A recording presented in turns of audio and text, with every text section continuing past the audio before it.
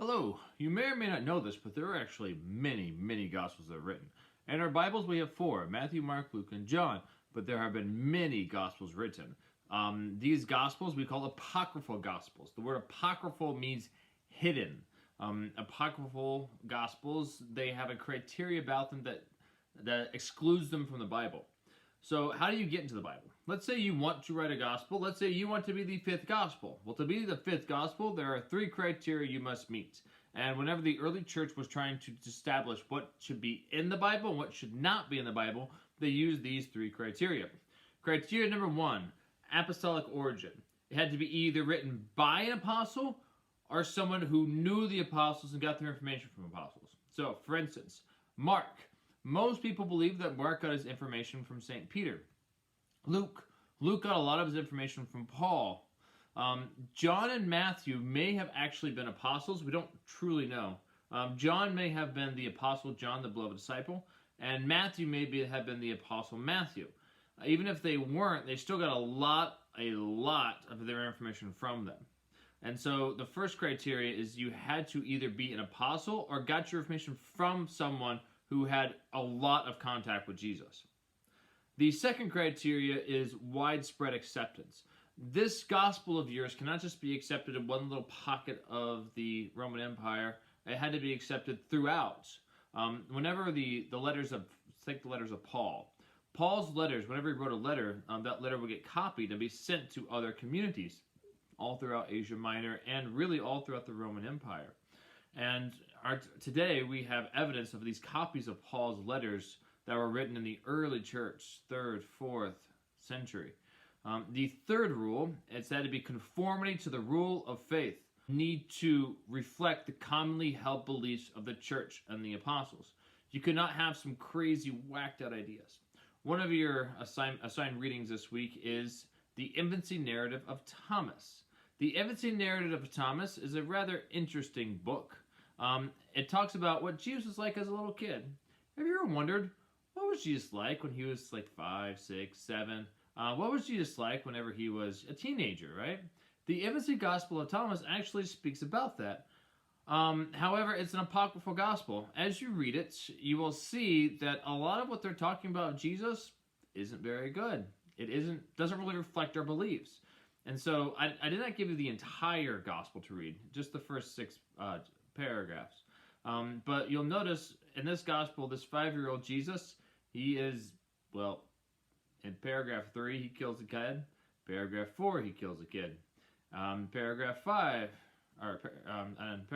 he blinds people. Later on, he kills a few more people. And this doesn't really fit what we see of Jesus.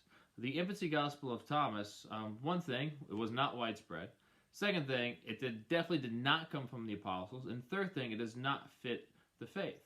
There are many Gospels written, especially in the 300s and the 400s. And these people had these agendas. They wrote their Gospels to fit their agendas. There's one specific Gospel called the Gospel of Mary. It was supposed to be about Mary Magdalene.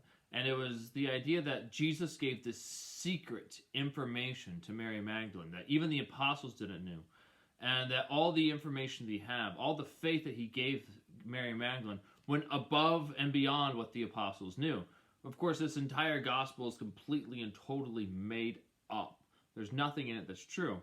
The writer had a slant, he had an opinion, and the opinion comes out in the gospel. These apocryphal gospels, there are many of them. There are dozens, actually, as many as 2, 3, or 4 dozen. We don't actually know. Many of them are lost to history. Some of them we have copies of, like the one you're going to read today, and also like the Proto-Evangelium of James, the Gospel of Thomas, the Gospel of Mary. Some of them we have copies of. Some of them we have fragments of. We only have a little bit of it, like the Gospel of Mary. We don't have all of it. And some of it we actually only know about because Christians, early Christian saints and authors, they wrote about them, usually condemning them. And the copies of them have been lost to history over the centuries. There are many Gospels, and most of these other Gospels were written later, like the 3rd and 4th and 5th centuries. Most all these Gospels were written much after Jesus' time. No way that they got the information from apostles who actually walked and talked with Jesus. And the reason they wrote these is because they had some sort of a slant. Every single one of these Gospels, that are really, really against the faith, they have extreme slants in them. Now, it must be noted there are some Gospels that actually aren't that against the faith. There's one like the Gospel of Thomas. The Gospel of Thomas is actually pretty faithful to Jesus and to the other four Gospels. And there's also some Gospels that were written really, really early that we don't have anymore. One thing that we're not going to talk about online, if we were in class we'd talk about, but we don't have time, is the Q Gospel. Q stands for Quelle. Quelle is the German word for source. And long story short, many people believe that there is actually a long lost gospel that both Matthew and Luke got a lot of their information from. There are these 52 common passages found in Matthew and Luke, and many people believe that there is this long gospel, which we today call Q, and it was written sometime in the 1st century. One thing you have to know about the Gospels is they were written usually decades after Jesus' death. However, some of the information was actually written down during or soon after Jesus' lifetime, and they were compiled later on. Many people think that Q is one of those. Q is a collection of sayings, quotes of Jesus, and many people think that Q, this long lost Q Gospel, is a collection of quotes and sayings of Jesus. Now, this is just a theory because we have actually no proof of it, and no one talks about it in the past, and so we don't actually know. For your check for understanding, I'm going to give you 3 fictional Gospels. Each of these Gospels have something about it that's wrong, something about it that is not correct. And each of these 3 fictional Gospels, for each of the criteria that I give you, I want you to determine which of the criteria keeps it out of the Bible. Remember, there are 3 rules to get into the Bible.